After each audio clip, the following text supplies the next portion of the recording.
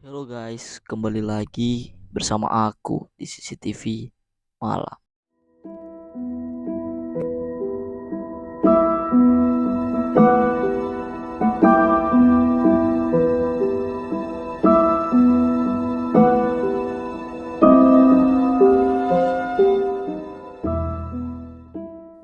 Di video kali ini, aku akan menceritakan tentang pengalamanku saat aku mendaki di Gunung Sindoro via Kelodung.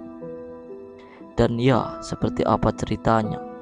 Sebelum kita mulai ke ceritanya, alangkah baiknya kalian subscribe dan jangan lupa untuk di like dan di share ke teman-teman kalian agar gak ketinggalan setiap gue upload video terbaru. Kalian jangan lupa untuk aktifkan lonceng notifikasinya juga ya guys. Oke, jadi seperti apa, kita langsung saja mulai ke videonya. Kejadian ini aku alami saat mendaki seorang diri pada tahun 2013 silam. Bulannya aku kurang ingat, tapi saat itu hari Jumat. Aku ingat karena aku berangkatnya sehabis sholat Jumat.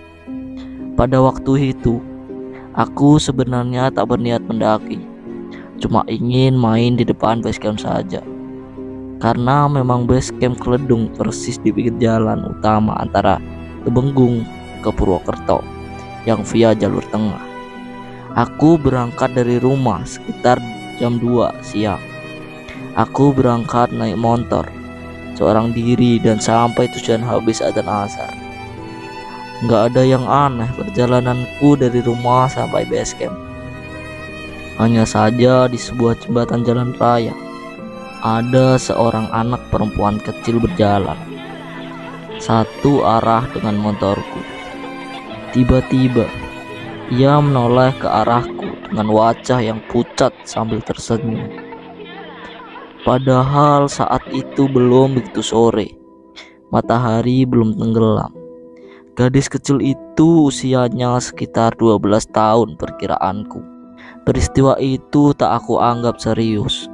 Mungkin memang penduduk daerah situ ramah terhadap siapapun. Tiba di base camp, setelah parkir motor, aku beristirahat sejenak di warung yang agak jauh. Waktu itu memang lumayan ramai yang mau mendaki. Setelah hampir setengah jam istirahat di warung, aku berjalan menuju masjid ke atas base camp sedikit untuk menunaikan sholat asar. Setelah itu kembali ke base camp, di mana tempat aku parkir motor. Kayaknya ikut naik seru karena memang ramai suasananya. Aku putuskan naik setelah maghrib. Setelah simaksi, aku berangkat naik di belakang rombongan yang katanya dari Surabaya berjumlah 7 orang. Aku diminta bergabung ke rombongan mereka. Daripada nanjak sendiri, aku setujui saja. Karena aku gabung posisi sebagai sweeper, posisi paling ujung belakang. Melewati ladang penduduk gak ada yang aneh. Oh ya, rombongan mereka cowok semua. Memasuki hutan investigasi, 7 orang rombongan yang ada di depanku sepertinya berjalan begitu cepat dengan ringan sekali. Aku sampai tertinggal dari mereka. Jalur yang dilaluinya sebenarnya tanjakan. Oke lah, kalau mereka mau duluan, aku berhenti istirahat di pos 2. Cuaca tidak begitu mendung, tapi berkabut malam itu. Suara rombongan sudah nggak terdengar lagi. Berarti jarak sudah agak jauh dari mereka. Pendaki negara Indonesia kalau break ya dikeluarin dari tas minum air dan tembakau.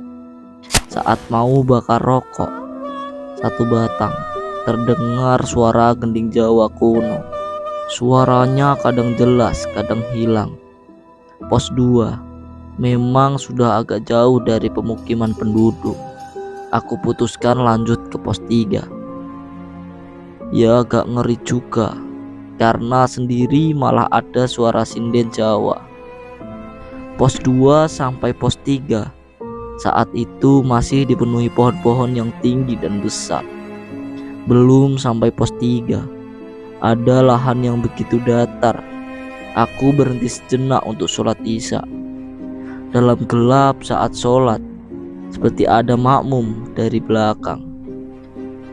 Selesai sholat, aku berangkat berjalan lagi.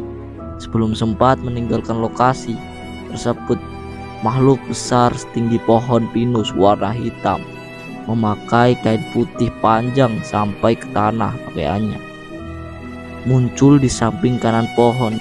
Kaki, tangan, seluruh anggota badanku kayak orang kena penyakit stroke. Belas gak bisa digerakkan melihat penampakan mengerikan itu. Aku hanya bisa pasrah jika memang aku berakhir di tempat ini. Semoga jasadku ditemukan. Hampir kurang lebih setengah jam duduk sambil memejamkan mata. Aku beranikan diri membuka mata, dan sosok itu sudah hilang. Bergegas gak pakai lama, aku tinggalkan tempat itu berjalan setengah lari. Yang aku heran, rombongan yang ngajak aku bareng gak aku jumpai sepanjang naik. Harusnya kan ada istirahat apa buat kopi. Ini gak ada tanda-tanda mereka berhenti. Singkat cerita, sekitar hampir tengah malam, aku juga belum menemui rombongan. Aku berhenti dari pos 4 Watu Tata seorang diri, sambil menunggu pendaki yang dari bawah. Ternyata hampir 1 jam gak ada. Lanjut naik jalan ke pos berikutnya. Kali ini sebelum pos 5 ada gunungan bukit, ada suara ramai pendaki.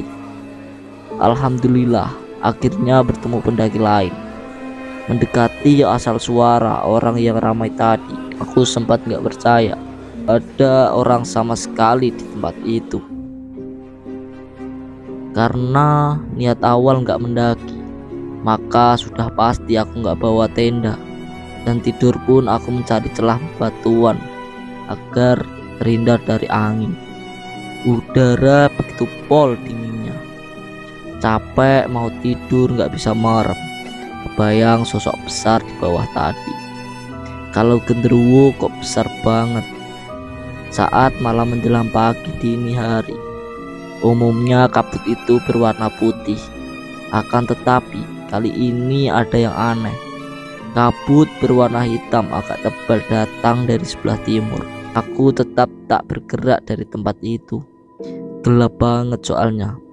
Penduduk di sana menyebutnya pedut, kabut hitam yang sering menyesatkan pejalan para pendaki. Dan setelah itu tak ada kejadian yang aneh hingga menjelang matahari terbit.